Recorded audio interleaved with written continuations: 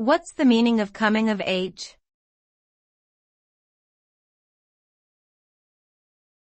Coming of age.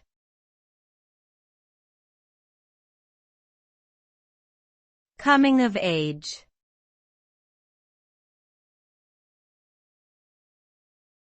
Coming of age.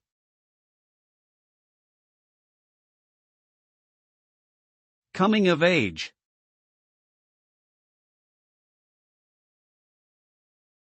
Coming of age refers to the transition from childhood to adulthood.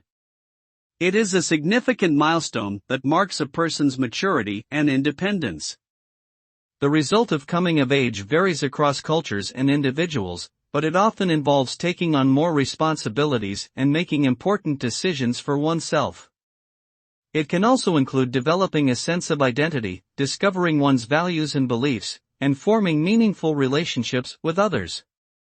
Ultimately, the coming of age represents a turning point in a person's life, as they begin to navigate the complexities of adulthood and find their place in the world.